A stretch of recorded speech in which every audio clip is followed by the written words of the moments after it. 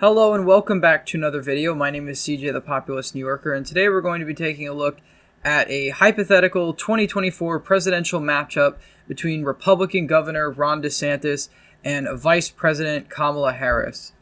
So essentially, I've already filled out the safe states for either candidate. These are states that the candidates will win by 12 points or more. Obviously, the safe red, safe blue are filled here.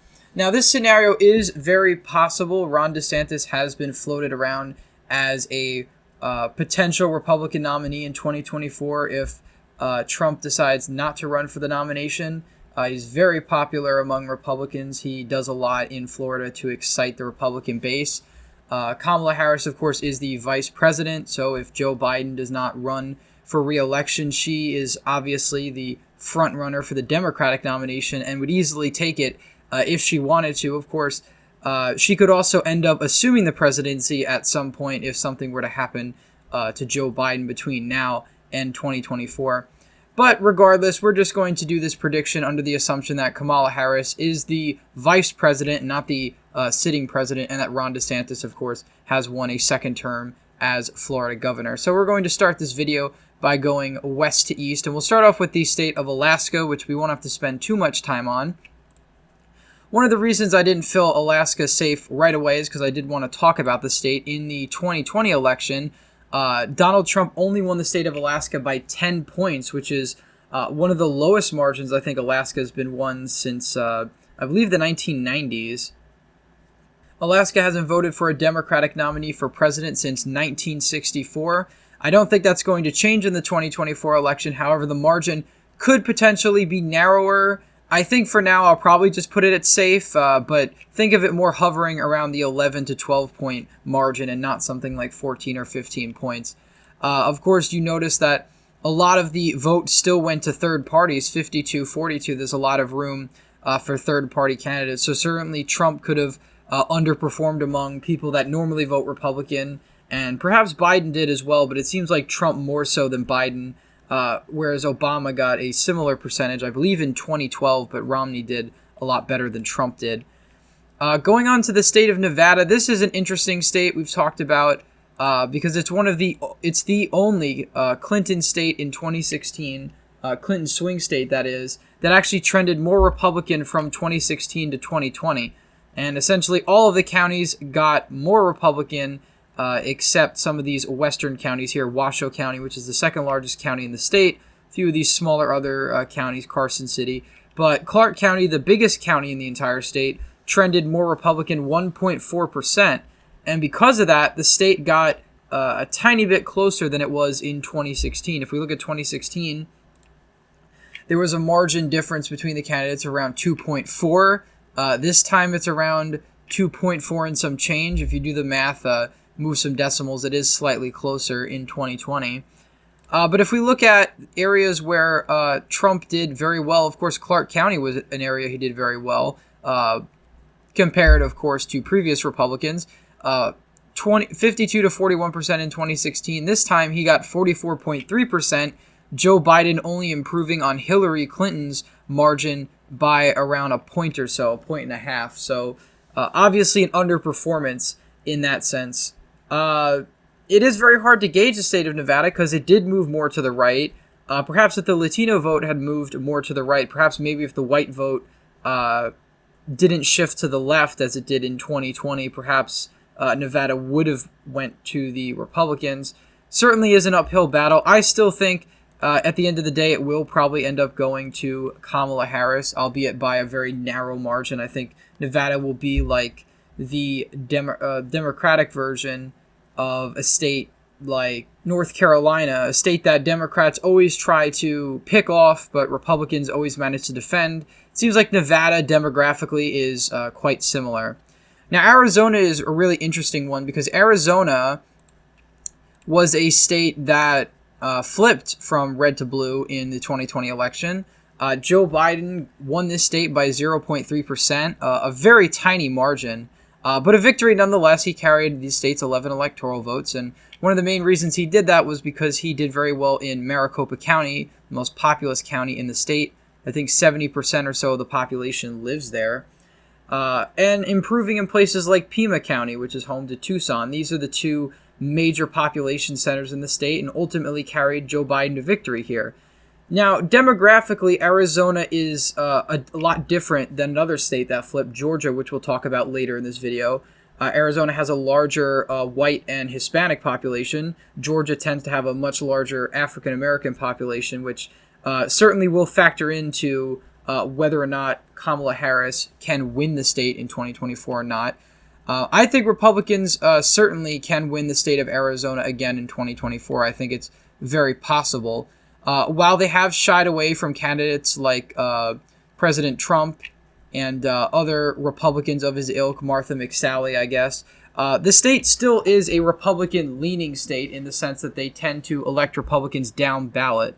Doug Ducey, the current Republican governor in the state of Arizona, won by a landslide margin where, if we look at on the screen, Kyrsten Sinema won by 2.4%, but if we take a look at the governor's election, Doug Ducey cruised to re-election, winning by easily a safe margin, winning places like Maricopa County by a safe margin, almost winning Pima County, which in the 2020 election I think went plus 20 for Joe Biden, somewhere around there. So this is certainly a state that has potential. Again, this is one of the states similar to Nevada that's having an influx of Californians, certainly an influx of immigrants as well, which is certainly changing the political landscape. But I think Ron DeSantis can make an interesting appeal in the state of Arizona, particularly because of its high Latino population. We talked about Nevada as well, which also has a high Latino population. But I think one thing that differentiates Nevada from Arizona is that the white vote in Arizona is more conservative than the white vote in Nevada. And thus, I think that would ultimately give the state to Ron DeSantis very narrowly. I think Arizona overall is going to remain a battleground state for a while. Again, the state has 2 Democratic senators, but if you look at the races where those 2 senators were elected, they were both against Martha McSally, who was a fairly poor candidate. And of course, the Democrats running, who are the senators from Arizona, are fairly moderates, even slightly conservative in Kyrsten Sinema, at least centrist Democrats, not necessarily Kamala Harris type Democrats. New Mexico, I just had gray so we could talk about it a bit because it's not technically safe. It's more like a likely likely Democratic state rather. If we look at the 2020 election, Joe Biden won this state by around 11 points. This was a better margin than Obama's in 2012, I believe. If we go back to 2016, though, Hillary Clinton won this state by 8 points. Definitely a likely Democratic state. I don't really see that changing anytime soon. But there doesn't seem to really be a trend in either direction, bluing or red. It just kind of seems to be the shade of blue it has been since around 2008. Doesn't really seem to be shifting from that. Of course, New Mexico hasn't elected any statewide Republicans since 2014. So it certainly is a blue state, but it's not as blue as a state like Colorado, which I've already marked off as safe because, in 2020, Joe Biden won this by around 13 points. I don't really see that trend changing anytime soon. There are a lot of techies from California, a lot of Californians moving there, a lot of liberal migration, college students moving to Colorado. That's going to further cement this state as a Democratic stronghold. Texas, of course, made a lot of news in 2020 because a lot of political pundits, the Nate Silver types, thought that this state was going to flip for Democrats, and it didn't. Although, as I predicted for the 2020 election, it did get bluer, which is exactly what happened. And most of the reason for that is because of the Dallas-Fort Worth area and the Austin area. Houston didn't really change all that much from the 2016 election.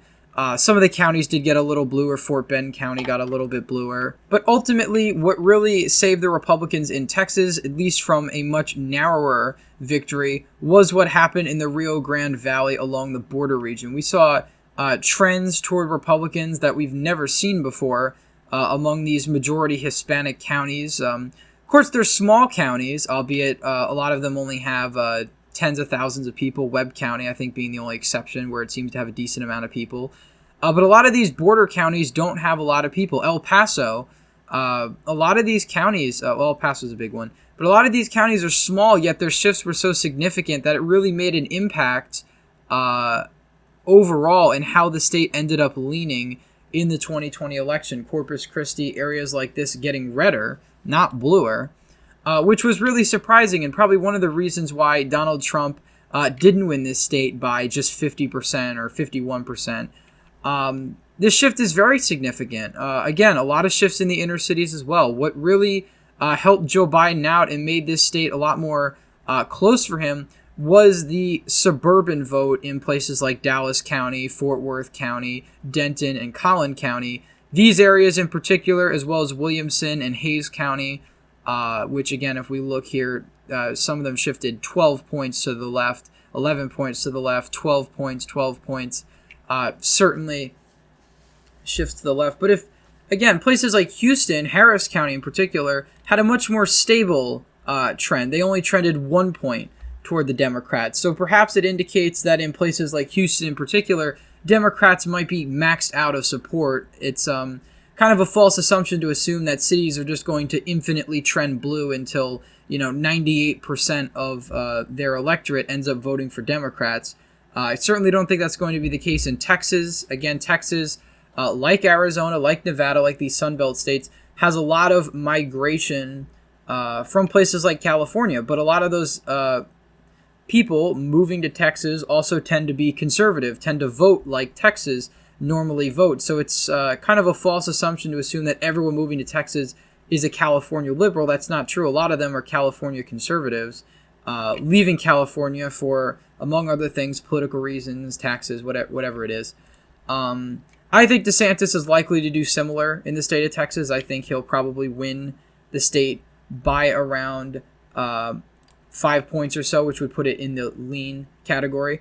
Perhaps he could do better. Again, he has a better image than Trump. If the Latino trend continues, perhaps he could win it by a likely margin. Well, we actually will change this. I think DeSantis could probably win Texas by around 7.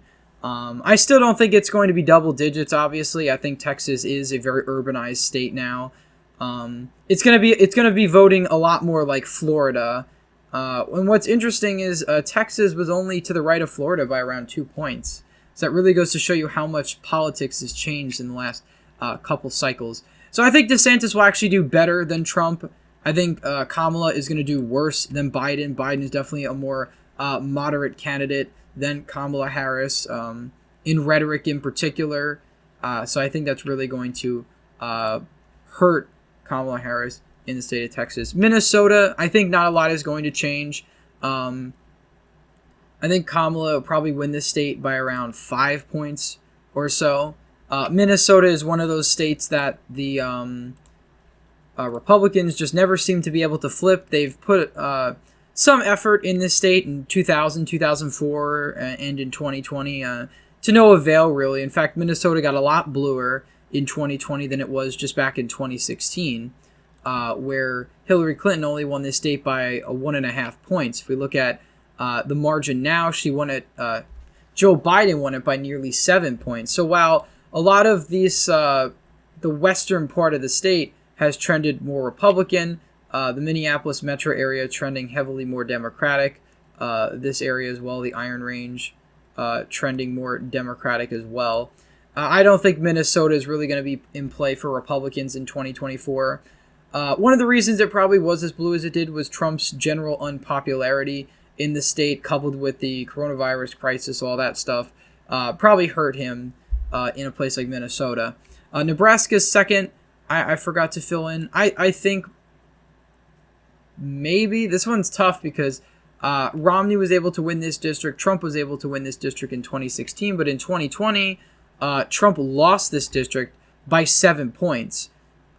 So it really is hard to gauge whether or not this can actually, if Nebraska second will actually flip back or become more Republican. I think maybe because of Republican gerrymandering, DeSantis will probably pull off a victory. I'm sure they're going to redraw the lines. They'll probably be a bit more favorable to Republicans. I think he'll eke out a tiny victory there. We move on to the state of Iowa.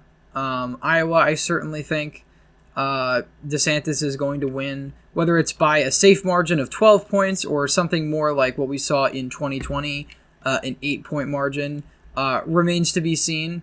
Of course, it really does depend if Iowa really voted for Trump based on his personality or if it was more about his policies, because Ron DeSantis and Donald Trump are very similar policy-wise.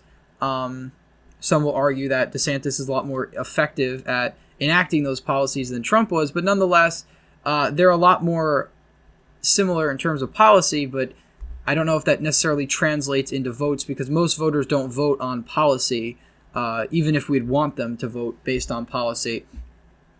I think for now, though, Iowa, I'm probably going to put in the likely category. I'll do future matchups where this might certainly change. But I think for now, Iowa and Ohio, I think, will probably stay in the likely category. You can make an argument for Iowa being even safe, but I won't really go into that right now. Now we go to the state of Wisconsin. And Wisconsin was one of the closest states in the 2020 election. I think it was the third closest state. It only went to Joe Biden by 0.6%. And if the WOW counties around Milwaukee had voted just a tad bit more to the right, this state would have went to Donald Trump, would have made the national election a lot closer.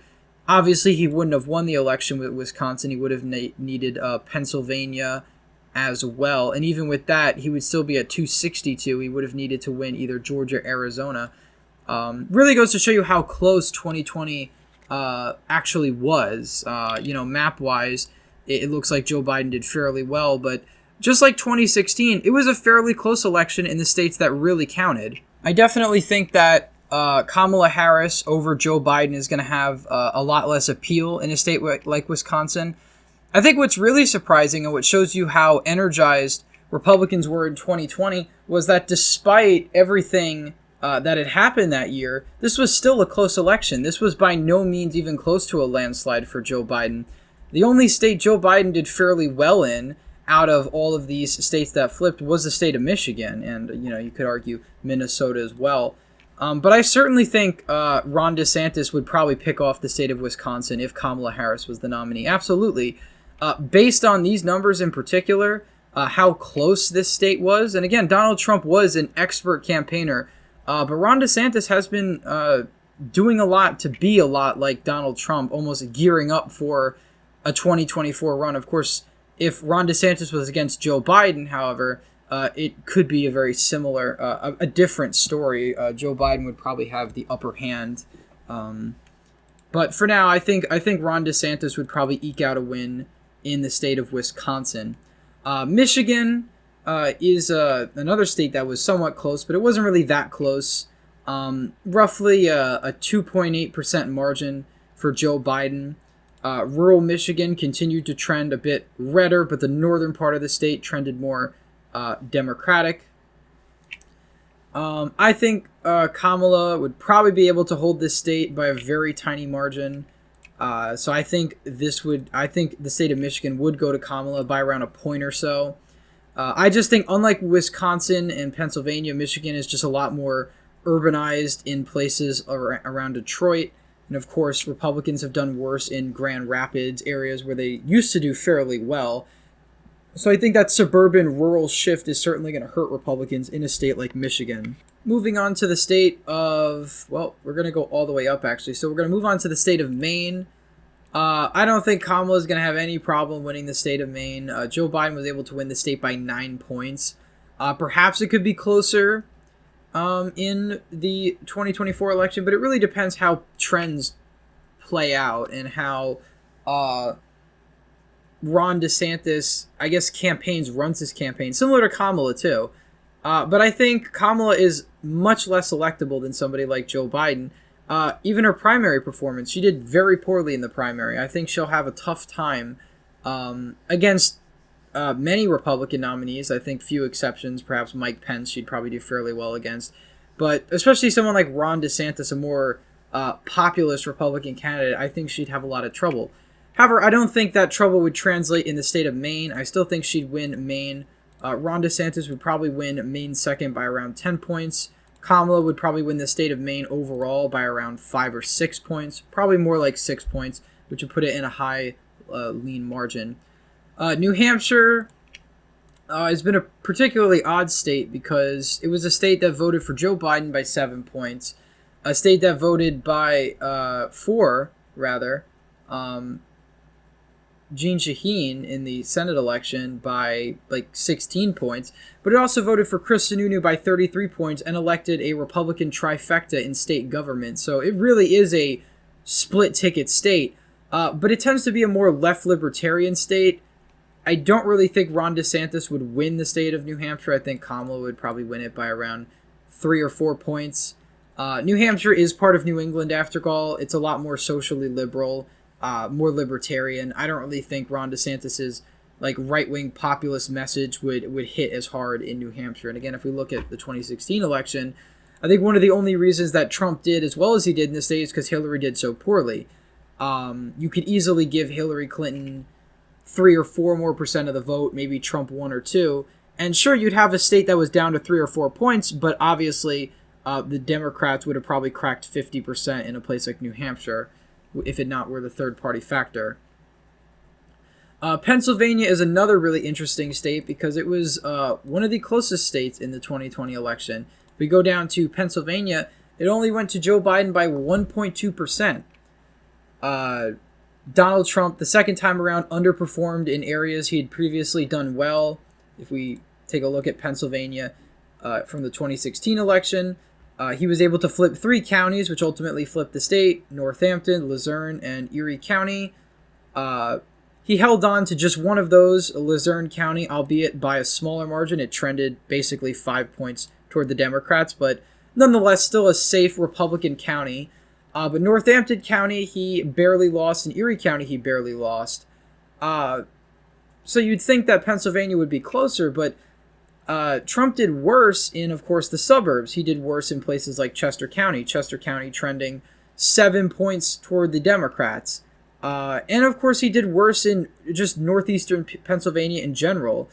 Lancaster County trending 3 points toward Democrats, Cumberland County, Dauphin County, which is home to Harrisonburg, trending 5 points in favor of the Democrats. And again, if we look at 2016, these were counties that were a lot closer. Trump only lost Dauphin County by 3 points. Of course, in the 2020 election, he lost it by around 7 points or so. So, places like this, the population centers, Center County, which is home to Penn State, Trump did a lot worse in. Overall, Trump did worse in white working class areas. Joe Biden was able to do better. Ron DeSantis, I think, would be able to do a lot better in white working class areas than Kamala Harris. I just think he has a wider appeal, especially if he does a lot of campaigning in the state of Pennsylvania like Trump did. Ron DeSantis also would probably do slightly better in the suburbs, although I don't think it would be anything close to winning back these collar counties, but it would bring him close enough to ultimately win the state for Ron DeSantis. I think he would probably win the state of Pennsylvania, again, by a tilt margin. Pennsylvania, Wisconsin, these are states that are always going to be very close. Virginia, I just kind of had lighter to talk about it, but I think Kamala Harris would probably win it by a likely margin, perhaps closer than 2020. Of course, we'd have to see how the 2020 election turns out, that governor's race, but I still think Virginia is going to be pretty solidly Democratic, so I don't think there's any real chance that Republicans win it in 24. North Carolina is another state, is one of those states that Democrats always try to win in presidential elections since 2008. They have failed to do that. One of the reasons is because North Carolina is not maxed out in rural areas for Republicans.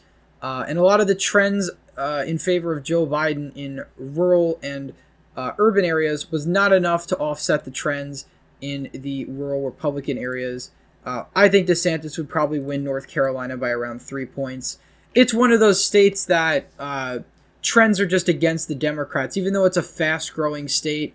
It's a much less educated state than a place like Virginia. You have less college-educated people there, and ultimately it's a lot more rural than a place like Virginia. So one of the reasons we haven't seen the dramatic political shift in North Carolina that we've seen in Virginia is for those reasons. Now, of course, from 2004 to 2008, it trended heavily in favor of the Democrats, but then it kind of stalled out. It's always been in the low single digits in favor of Republicans. South Carolina was another state I had grade just to talk about it.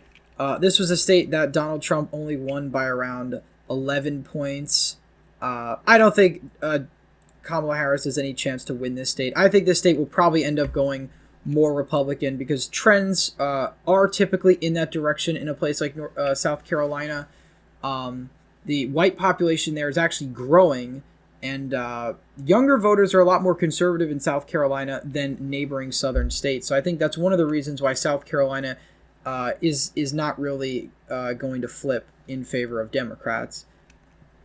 Georgia is going to be interesting because it's one of the states that ended up flipping from 2016 to 2020 in favor of the Democrats by an even narrower margin than the state of Arizona. And of course, that's in large part thanks to the massive trends in favor of Democrats in the urban parts of the state, the northern Georgia in particular, the Atlanta metro area. Of course, if we go back to 2016, that was certainly not the case. This was a state that Donald Trump won by 5 points.